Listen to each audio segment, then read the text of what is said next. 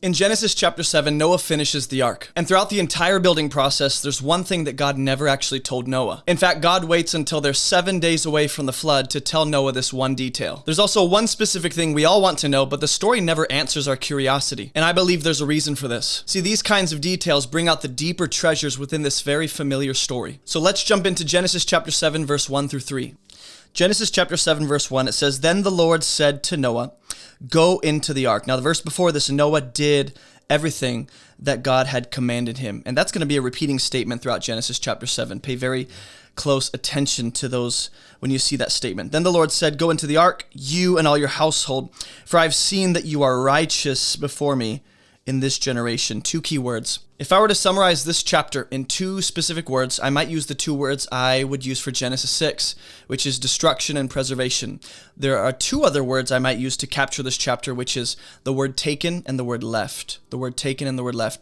To summarize this chapter, Noah finishes the ark, and 7 days before the flood, God tells Noah to bring his family and the animals into the ark.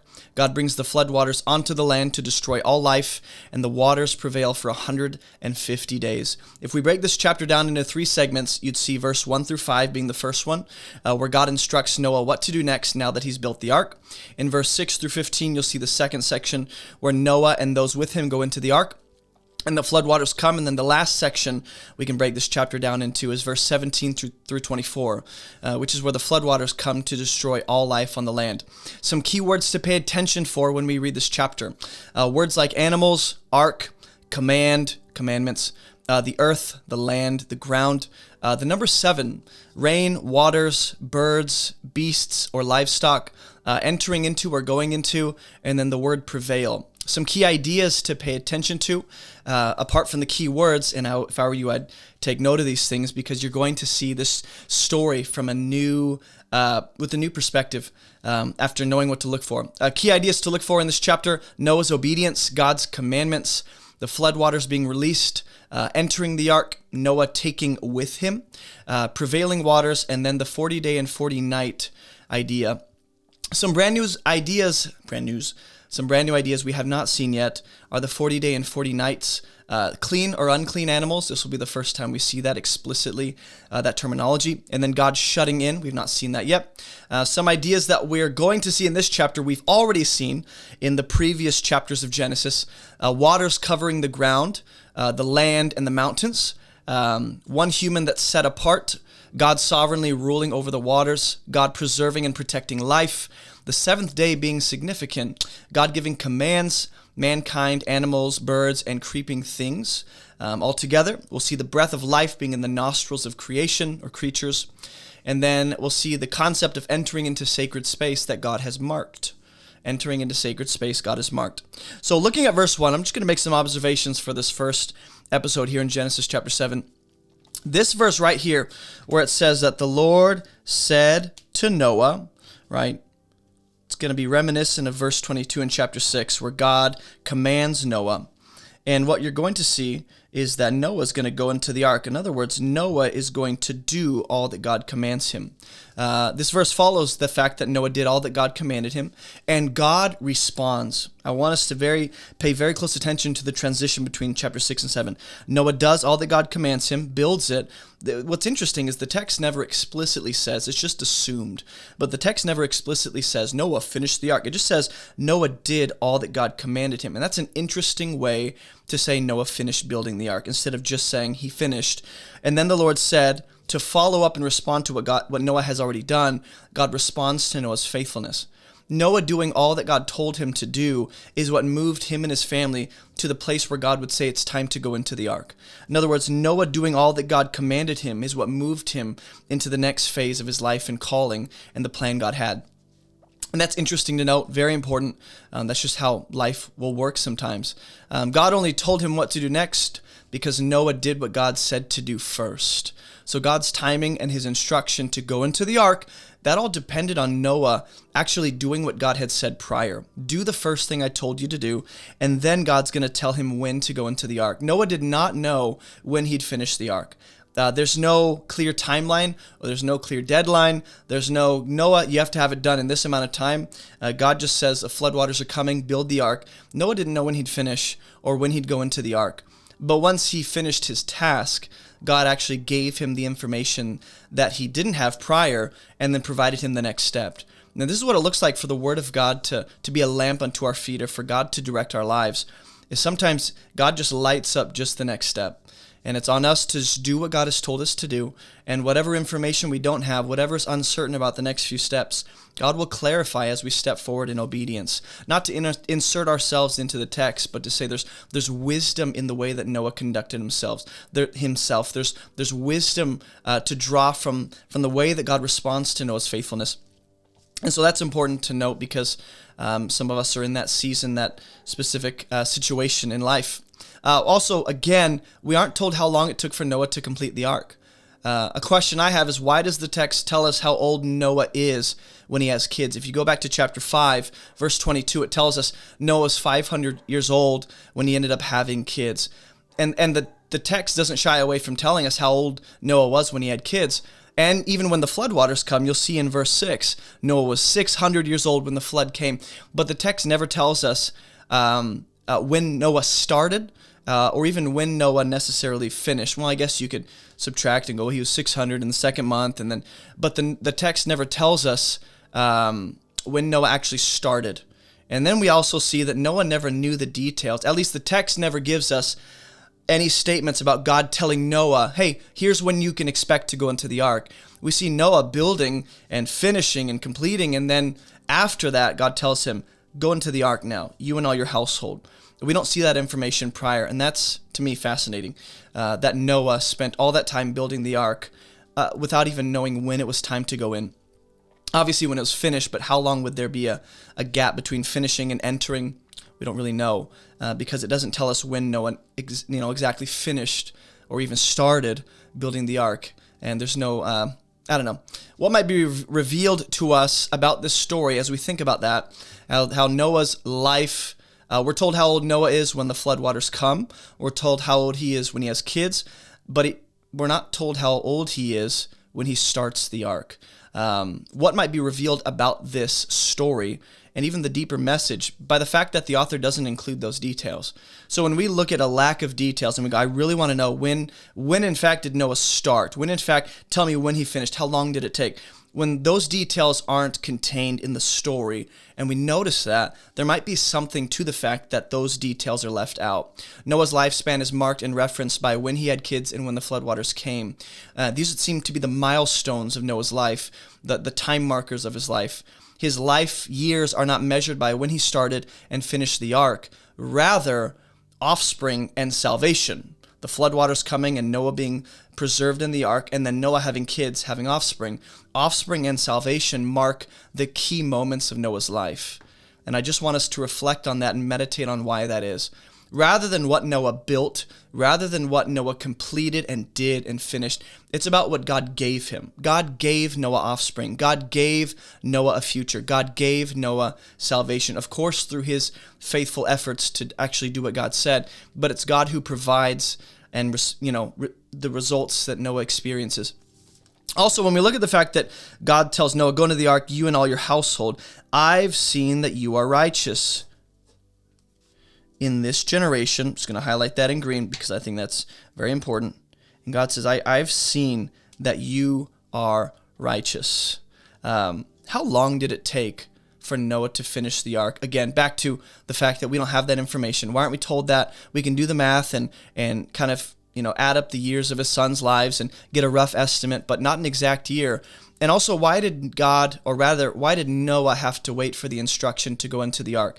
If Noah is righteous in the sight of God in this generation, and God is working with him, partnering with him, choosing him for something special, why did God leave out the details of when it was time to go into the ark? How long did Noah have to wait until he knew when it was time to go into the ark? Just questions I have that I don't think we can get an absolute answer to, but as we meditate on that and think about why Noah might have had to wait or why Noah didn't have the details, it might bring us closer to or give us a better understanding of how God works in the world and in our lives. Also, when God says that Noah is righteous, God doesn't necessarily say that Noah's family is righteous. He says, I've seen that you personally are righteous, Noah. So go into the ark, you and all your household. There's something about the household joining Noah because Noah's righteous. So the text, God explicitly says, Noah, you're righteous. And this doesn't necessarily mean that they're not righteous. I want to make that very clear. Just because it doesn't say they are righteous doesn't mean they're not. But why would this passage not mention anything about their righteousness? Why emphasize Noah's righteousness as being a standout fella in that generation? And God doesn't directly command Noah's family. If you think about it, God doesn't tell Noah's family. He tells Noah to bring his family into the ark because he's seen that Noah is righteous. There's something about God's instruction and conversing with Noah that is connected to Noah being righteous in his sight. Noah having this unique communication line with God and having the special information about what's coming and what Noah should do, that's all based on God has evaluated Noah to be righteous. And I just find it interesting that God references the generation of Noah and how Noah is a standout figure of righteousness in that generation. Why does God mention the generation, that generation, as a reference point for Noah's righteousness? When we're trying to figure out how righteous is Noah, well, he says, in this generation, Noah, I've seen that you're righteous. Why is that a reference point for Noah's righteousness? If God mentions an entire generation, and then he says, I've seen, evaluated, tested that you're righteous, Noah, might we conclude that God was actually looking for anyone righteous in that generation, but God just found Noah? He only found Noah. Or is it that God arbitrarily chose Noah and decided, you know what, you're going to be righteous in my sight, independent of what you've done, independent of who you've been historically. Noah, I'm just randomly deciding you're righteous in my sight apart from everyone else. Is it that God arbitrarily decides Noah is righteous? Or is God looking for people in that generation who he would deem, consider to be righteous to work with, and he only finds Noah? Because often there's a lot of assumptions we can bring to the text where it's like, no, God, the grace, I'll say it like this. Noah being chosen started with God's grace. And I don't think any of us would argue with that. All of this starts with God's grace to do anything good for Noah and for the world at large. But for the reason God chose Noah, is it purely, utterly nothing but the grace of God? Or is the grace of God extended to Noah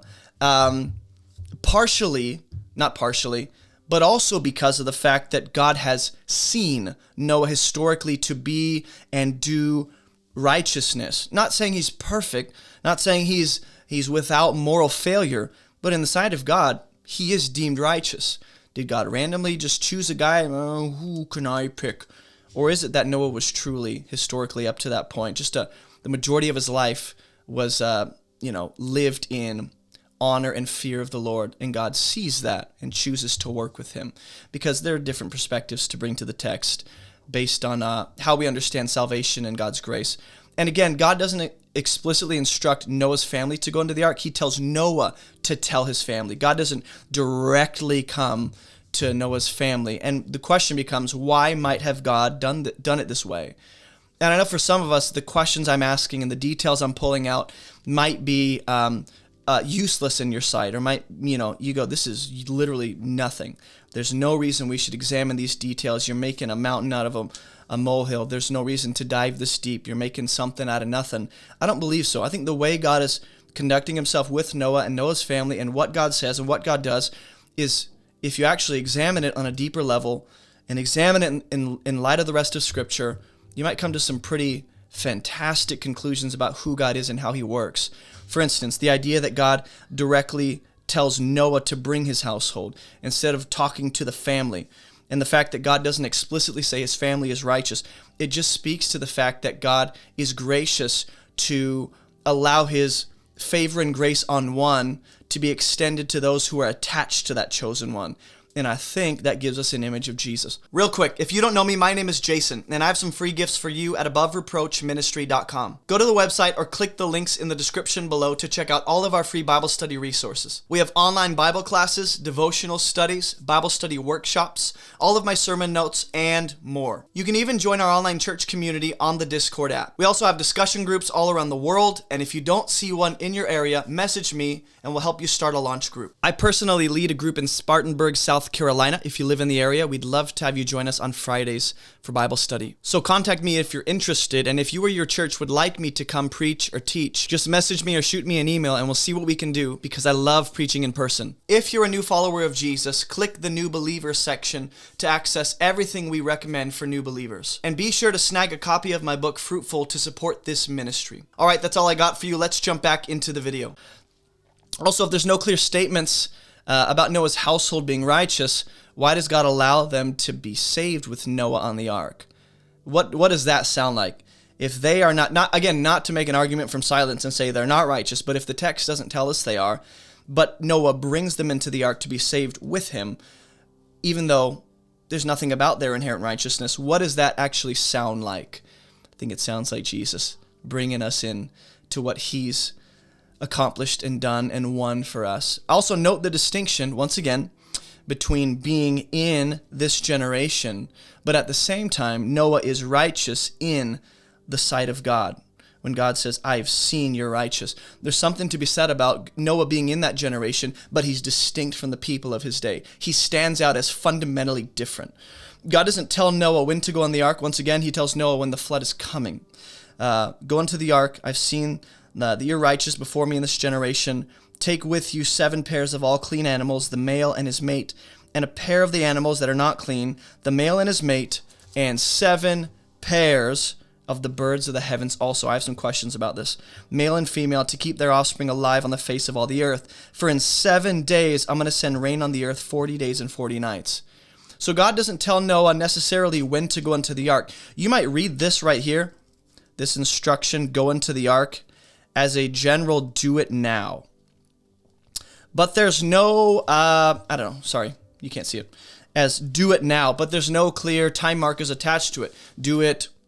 It just says go into the ark. And what you're going to see is the text seems to indicate that Noah and his family don't go until the actual day the flood comes, the 7th day. And I had to do some reading around and going, why does it seem like they do wait until the 7th day? And at the same time, Noah is said to do all that God commanded him. Once again, we'll see that in verse 5. So it's not that Noah disobeyed God, if indeed he waited till the 7th day to bring his family into the ark with the animals. That was still deemed obedience to God, because there's no clear time markers on when to go into the ark. There's no, deadline. God didn't tell Noah when to go in the ark. At least we don't have that information. He tells Noah when the flood is coming. But it seems as though Noah won't enter the ark until the same day of the flood. If you look at verse 13, read ahead. We can assume no matter what, Noah actually did what God commanded him and obeyed. Also, this concept of clean versus unclean really gets people wondering. At this time, there's no Levitical system set up. There's no commandments from God. There's no instruction through Moses. There's no Levitical law as it relates to the sacrificial system and what's clean, what's unclean. So the question I have is, was there a concept prior to this of clean/unclean animals in Noah's day? Was that a culturally understood idea? Or is this the author of Genesis looking back in hindsight with an understanding of Torah, and he's referring to the animals Noah brings as being clean versus unclean? In other words, is he looking back in hindsight with understanding of Torah, looking at the animals Noah chooses to bring 7 pairs of that and go, oh, those were clean animals, and God told him to bring clean animals? Is the understanding of clean, unclean going to be different or nuanced in the days of Noah? Would being clean mean the same thing to them, or would it be a little different? And I know some of you would say, why would it be a different idea? Why would it carry a different meaning? And that's exactly what I'm asking, is not just why might there be, but is there potentially? And in verse 2, why didn't God give this information to Noah in chapter 6? If you read chapter 6, God tells Noah how to build the ark, what to build it like, what it's going to be like. God says nothing about clean or unclean animals, or bringing specifically 7 pairs of all clean animals, which we go, why 7 pairs of clean animals? He doesn't reveal that information until Noah's about to enter into the ark. So there's that aspect of Noah didn't know that information, or at least we don't have that explicitly stated to Noah until now. Also, why 7 pairs? Why only, of the not clean animals, why only 1 pair right here? And a pair of the animals that are not clean, the male and his mate. And 7 pairs of what? of the birds. So why are there 7 pairs of birds, 7 pairs of clean animals, and only 1 pair of the not clean animals? If an animal is considered unclean, why would God even allow it on the ark? Not to say it's sinful or evil or bad, but if something is unclean, why would he allow it on the ark? And when considering animals up to this point, there has been no explicit mention. In Genesis chapter 1 up to this point, there's been no clear statements, anything hinting at animals being clean or unclean yet. This seems to be a new idea being introduced now. So the question I have as a reader, 7 chapters into Genesis, why is this concept being introduced right here? Also in verse 3, it says, bring them in to keep their offspring alive on the face of all the earth. That's an interesting reason to bring the animals, or at least the 7 pairs of clean, 7 pairs of birds, and then the 1 pair of unclean. God's main concern seems to be about the offspring of these clean and unclean animals, rather than the parents who are brought on the ark. Obviously, you need parents to have children, but the parents are brought in order to preserve the future offspring. This is about preserving seed. This is about preserving generations and descendants. Also, God doesn't specify what birds to bring, so we go, why? Why just 7 pairs of the birds of the heavens? Are these 7 different birds picked at random? Does God just let Noah arbitrarily choose? Is this sort of like how God let Adam choose the names for the animals in Genesis chapter 2? Whatever the man chose, God approved of it. Or does this actually give us insight into how God partners with mankind? Hey, Noah, choose 7 pairs. Just 7 pairs, man. And God lets Noah decide what that looks like. Or are there details left out that we don't know? And the last question about verse 3, and then we'll pick it up in verse 4, the next video, is these animals being brought into the ark are described as being kept alive on the face of all the earth. Look at the language. Keep them alive on the face of all the earth. It doesn't say they're taken. It doesn't say they're removed from the earth, because this gets into rapture theology. In Matthew chapter 24, Jesus will specifically reference, he'll talk about how it will be when he comes back. It will be like the days of Noah. One's taken, one's left. And essentially, well, depending on how you read it, he's talking, at least from their vantage point in the Gospels, a future day. And he says, one will be taken, one will be left, and then we insert rapture theology there. And all I'm saying is, the way that Jesus references the days of Noah, one's taken, one is left, we have to ask, who is taken in the Noah story, and who is left in the Noah story? And I think that will give us better understanding and a clearer picture of who Jesus means when he says one is left and one is taken. Are the righteous left? Are the righteous taken? Are the wicked left? Are the wicked taken? I'm just saying, in Noah's story, the offspring, the people, the animals rather, are kept alive on the face of the earth. They're not taken from the earth. They're not removed. They're left with Noah. And that's actually the language that we're going to see at the end of this chapter, that they're going to be left on the earth. Something to think about for those that have a certain rapture theology. I'm just saying, the way that Jesus references the Noah story and says it will be like the days of Noah, we first have to say, in what ways is it like the days of Noah? What connection is he making? And then in what way are these ideas related? Are these stories related? And if he's saying one's taken, one's left, we have to go, is that the righteous or the wicked? Let's look at who in the Noah story is left. Is it the wicked that are left? Or is it that Noah that's left? Is Noah taken technically and the wicked are left on the earth? What's happening? Because this does relate to how Jesus speaks of the end times and eschatology from his vantage point as a man on the earth. That's all I got for you guys. Let me know your thoughts, comments, questions, concerns, disagreements. Be kind, and let me know all those things in the comments below. I love interaction, kind, respectful interaction. So I'll see you guys in the next Bible study walkthrough. Hey, thanks for watching. Don't forget to share your thoughts and your insights in the comments. If you want to share your thoughts and questions about these studies, join us every Thursday evening at 8:30 p.m. Eastern Standard Time for a live discussion together. And thank you for supporting this ministry. Your support helps us accomplish our mission, which is to teach people how to read the Bible so they can live and teach it for themselves. We're only able to make all of these free resources because of generous supporters like you. So thank you very much for all of your support. Make sure to visit abovereproachministry.com to check out all of our free resources. And as always, keep moving towards Jesus.